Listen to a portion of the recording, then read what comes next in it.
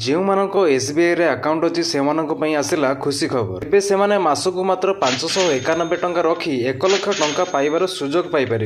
जानतु एथिपाई कौन रहिबो प्रोसेस आ केउ माने यार लाभ उठाई पारिबे। देशर सबुठु बड़ पब्लिक सेक्टर बैंक एसबीआई निज बैंक सेवा जोगाइबा पई समय अनुसार किछि ना किछि स्कीम बाहर करथाय। आ एबे एसबीआई हर घर लखपति ना रे एक रिकरिंग डिपोजिट स्कीम आरंभ करिछि, जहा माध्यम रे जे कोनोसी कम इनकम करथिबे व्यक्ति होई परिबे लखपति। एहार प्रोसेस है हर घर लखपति आरडी स्कीम माध्यम मासकू जदि आप 2500 टंका जमा करती तेबे 3 वर्ष रे आपण पाइबे 1 लाख टंका।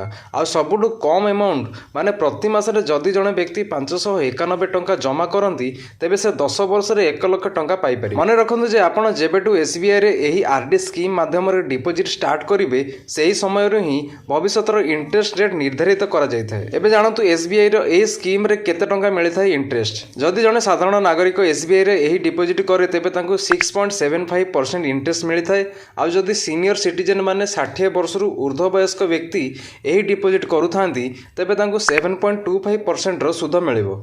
ए स्कीम रे एसबीआई तांको निज कर्मचारी को अन्य मानक अपेक्षा अधिक सुध माने 8% रो सुध देइथाय। एबे जानतु किभଳି करिवे आवेदन। एसबीआई रो हर घर लखपति रिकरिंग डिपोजिट पई आपण निकटस्थ एसबीआई ब्रांच को जाई सेठारे निजर आधार एवं पैन माध्यम रे निजर प्रथम 2500 किंबा 391 टंका देई आरंभ करि परिबे डिपोजिट एवं एही अमाउंट प्रत्येक मासरे आपनक सेविंग्स अकाउंट रो कटि थाए। शेषर डिपोजिट को नै एक इंपोर्टेंट कथा मने रखंतु, जदि आपण कंटिन्यू 6 मास पर्यंत आरडी रे डिपोजिट करती नहीं तेबे ए स्कीम आपण आगु बढ़ी पारिबे नहीं एवं आरडी रे आपनक गच्छित थिबा अमाउंट को आपनक सेविंग्स अकाउंट को ट्रांसफर कर दिया जिवो। एभली लेटेस्ट इंपोर्टेंट अपडेट पई हम चैनल को सब्सक्राइब करबा को भूलंतु नहीं। धन्यवाद।